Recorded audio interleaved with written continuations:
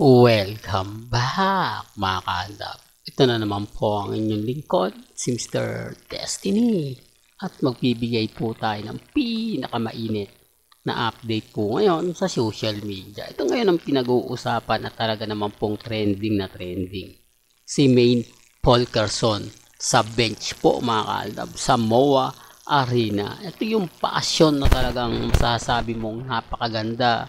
Hindi kailangan pang magpakita ng di po ba o kumbaga kaseksihan.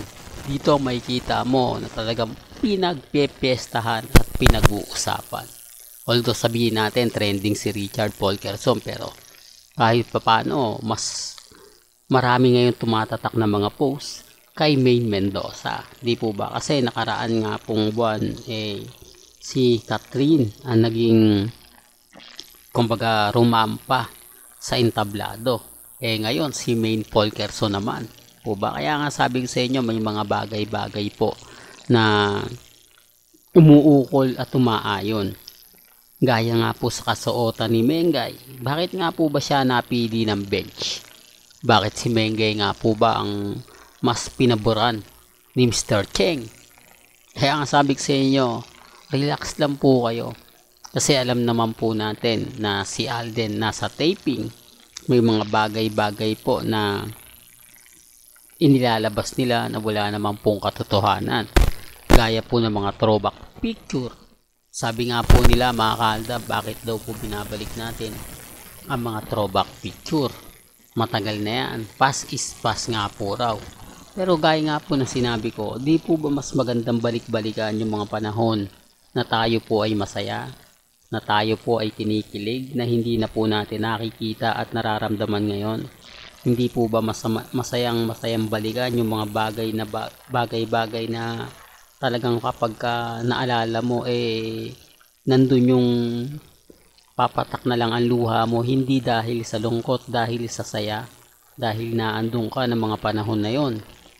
Di po ba? Ayan yung mga tumatak na katulad po ng Philippines Arena. Di po ba? Although sabihin na natin ang nakaraan ay nakaraan na. Pero remind ko lang po sa inyo, hindi po ako namimilit sa mga taong ayaw po sa mga posts ko. Hindi po ako namimilit sa mga taong nagagalit po sa mga pinapakita ko. Kasi hindi naman po tayo magkakaintindihan at magkakaunawaan kahit po yung anong ipaliwanag ko, dahil kung 2022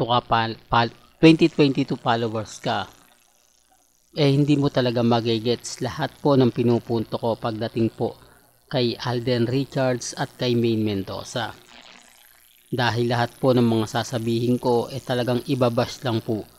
Dahil kasal na nga po raw talaga sila Mengay at si Congressman Arjo. Dahil ikinasal nga po sila noong 22 at eto nga po yung pinag-uusapan. Malapit na nga po raw ang kanilang first year anniversary. Kaya ang sabi ko sa inyo, relax lang kayo. Maging matatag, maging kampante. Kung bakit sinasabi to, para lang po basagin yung mga taong galit na galit, yung mga taong inis na inis po sa atin. Hindi po ba? Ngayong si Mengay po ang nasa bench.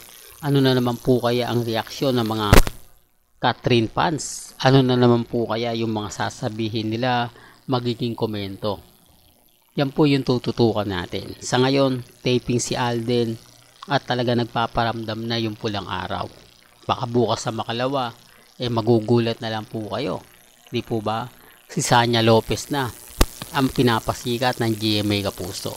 Well, hanggang dito na lang po ang ating latest updates. Kaya kung gusto nyo pa po ng pinaka-latest at sariwang update, abay tumutok lang po kayo dito po sa channel ni Mr. Destiny para updated po kayo sa mga latest at sa mga bagong video po na ilalabas po natin maya maya lang. Hanggang sa muli, salamat po sa panonood at pakikinig.